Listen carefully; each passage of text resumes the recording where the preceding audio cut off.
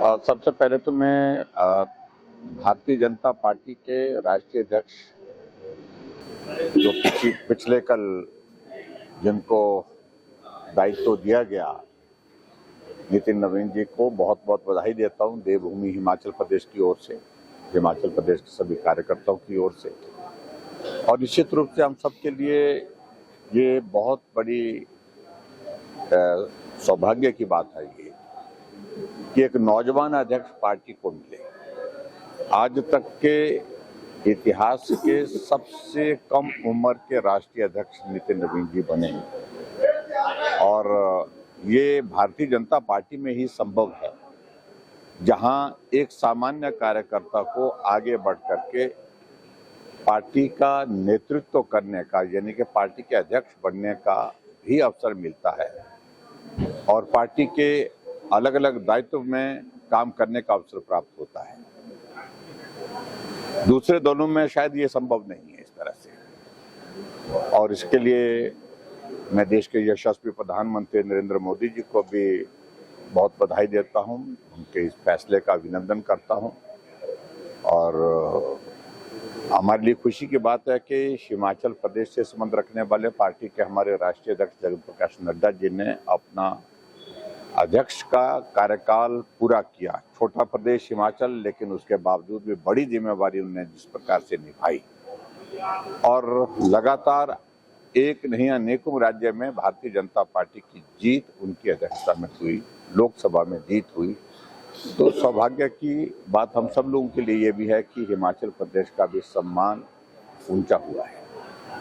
और एक बार फिर से मैं बहुत बहुत बधाई देता हूं पार्टी के हमारे राष्ट्रीय अध्यक्ष नितिन नवीन जी को, और हमें पूरा भरोसा है कि निश्चित रूप से आने वाले समय में पार्टी और मजबूत होगी। पार्टी मजबूत होने के साथ साथ में जो चुनौतियां पार्टी के सामने है उन सभी को पार करते हुए वो सफल अध्यक्ष के नाते अपना कार्यकाल पूरा करेंगे। मैं समझता हूँ इन सारी चीज़ों को लेकर के अब बहुत कुछ कहने की नहीं, अब तो लोग ही कह रहे हैं। हिमाचल प्रदेश में इस प्रकार की स्थिति कांग्रेस पार्टी की सरकार की बन चुकी है। ना आपस में कोई तालमेल है, ना जनता के साथ कोई सरोकार है, जनता की समस्याओं के साथ कोई सरोकार नहीं।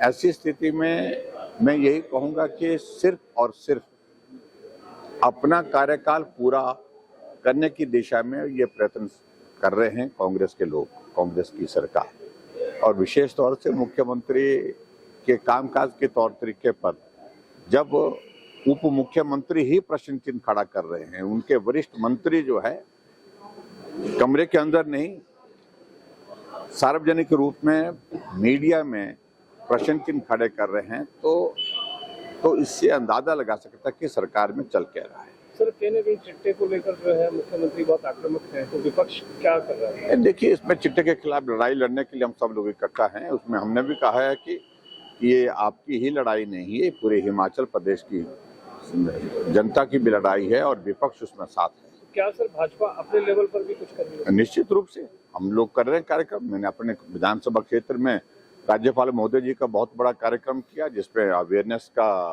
कार्यक्रम हुआ है, लेकिन सरकार उसमें सिर्फ इवेंट तक सीमित ना रहे, मेरा ये सुझाव है। खासतौर से हम देख रहे हैं कि बड़े बड़े मैराथन वो करने की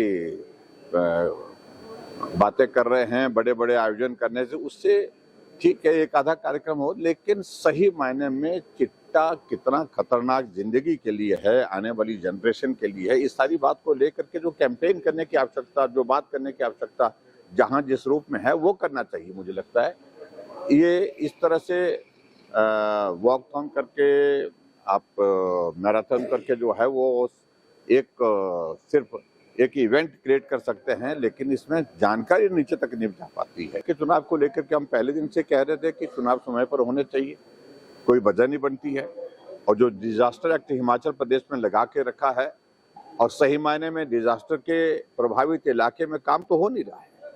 पानी की स्कीमें जो है आधी बंद हो गई, क्योंकि इस बार सर्दी के मौसम में बारिश बड़ा लंबा स्पैन हो गया जिसमें बारिश नहीं हुई, बर्फ नहीं पड़ी, जिसके कारण जो है बहुत बड़ा संकट हो गया।